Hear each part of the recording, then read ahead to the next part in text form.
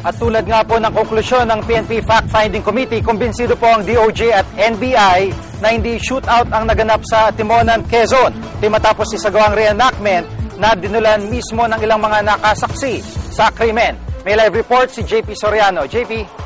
Jiggy, ang salaysay ng mga nakasaksi sa buong engkwentro ang pinagbasihan ng DOJ at NBI para sabihing walang shootout na nangyari. Kasama sila Jiggy ng NBI at ni Justice Secretary Leila de Lima sa ginawang reenactment ng engkwentro sa Timonan na ikinasawi ng 13 katao. Jiggy, nakatakip ang mukha ng dalawang saksi at inihalo sa grupo ng NBI na nasa reenactment para di masyadong makita. Ayon sa DOJ, sakay sila ng isang truck na nasa likod lang ng dalawang SUV. Ayon kay Secretary de Lima, base sa salaysay ng saksi, lumagpas ang truck sa unang checkpoint hanggang sa makarating sa ikalawang checkpoint kung saan sila pinahinto ng mga uniformado at nakasibilyan na operatives. Maya-maya lang daw, Jiggy, dumating na rin ang dalawang Montero na nasa likod nasa likod lang pala ng truck at lumampas daw ng kaunti ang dalawang SUV sa truck at umandar ng kaunti. Doon na raw lumabas ang ilang naka-uniform na sundalo at nilagay yung signage na checkpoint na pinangharang sa unang SUV.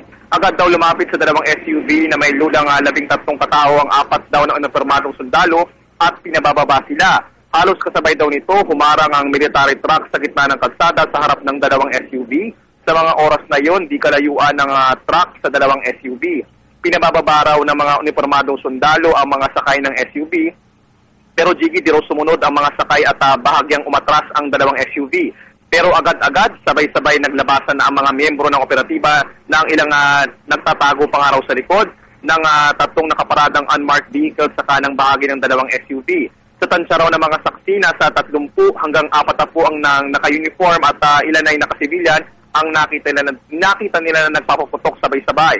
At doon narinig daw mismo ng mga saksing sakay ng truck ang utos ng isang nakasibilyan na operatiba na magpaputok na nga.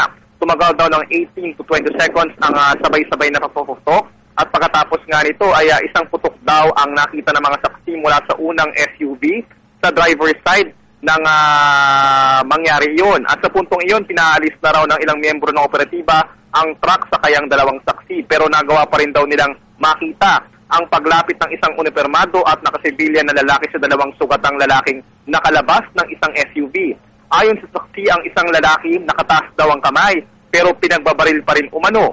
Doon na raw tuluyang umatras ang mga saksi na sakay ng truck at umalis patungong Quezon. Nasa ilalim na ng Witness Protection Program ang mga saksi, Jiggy, at bukod sa truck, isa pang kotse na nasa likod naman ng truck ang umano'y nakasaksi rin sa pangyayari at maaari rin daw ngayon, ayon sa DOJ at NBI, na maging ikatlong sasakyang nabanggit. At sa ilang ulat noon ay ang truck na sinakyan ng mga saksi, ayon sa DOJ, isang 3D animation ang bubuuin nila na magpapakita kung ano ang nangyari at ito raw ay papakita nila sa publiko. Nasa crime scene kanina ang ilang pribadong ekspertong may makabagong laser equipment na sumusukat sa physical na itsura ng crime scene. Kanina ilang basyo rin ng bala ang nakita rin ng NBI at agad ipinasuri sa SOCO. Umaasa ang DOJ at NBI na may maglalakas loob mula sa mga sangkot sa operation na magsabi ng katotohanan. Bukod sa mga polis na narinig, malaki rin daw ang posibilidad na may sasampahan ng kasong administratibo at kriminal sa mga miyembro ng operatiba sa susunod na mga araw. Jiggy? Maraming salamat, JP Soriano.